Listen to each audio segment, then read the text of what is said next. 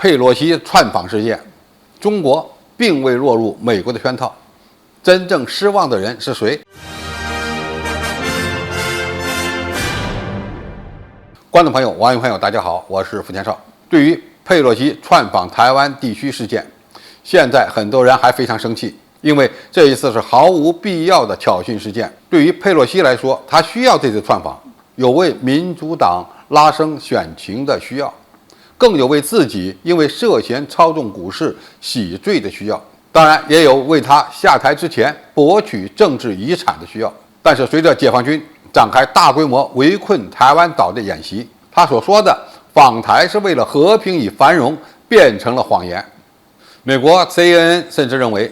佩洛西访台使原已不佳的美中关系永久恶化，并引发了一些人认为不可避免的超级大国对抗，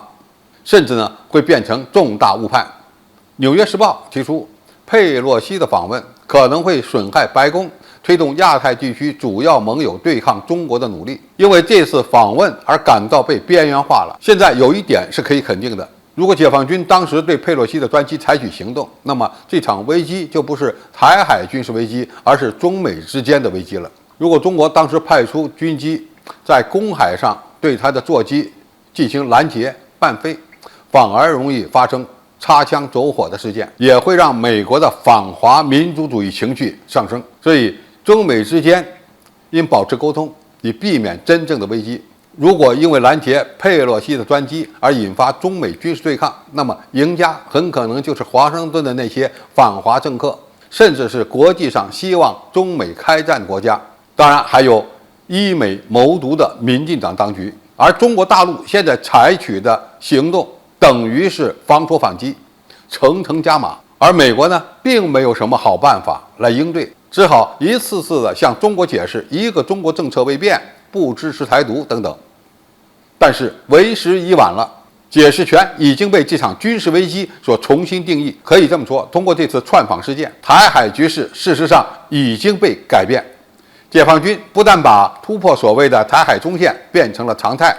贴近台湾岛实施围困性的军演也将变成常态。这种改变与当年的钓鱼岛局势的变化相似。原先日本人实际控制着钓鱼岛，就是因为日本右翼分子玩了一个构岛闹剧，结果中国的海警船现在成了钓鱼岛的常客，而且经常在钓鱼岛附近12海里内巡航，而日本则失去了对钓鱼岛周边的控制权。而这次军演之后，台湾民众可以经常在家门口听到解放军演习的枪炮声，这就是佩洛西所带来的最大变局。佩洛西仓促访台，更大的动机是给民主党的中期选举助力。但是如果台海危机持续发酵，美国又因为没有什么好办法，最终打击了美国的国际信誉，反而会给美国的民主党更大的压力。特别要注意一点的是，现在美国还在乌克兰战场上豪赌，几百亿美元砸下去，也看不到任何胜利的希望。现在等于又因为佩洛西的窜访活动，多了一个需要分散力量的危机，这可真够拜登政府喝一壶的。还有一点，中国大陆实施环台军演，不仅可以为有朝一日解放台湾做武力准备，更重要的是，这象征着中国大陆的军事实力非常明确地进入了西太平洋，直接挑战了美国的战略格局。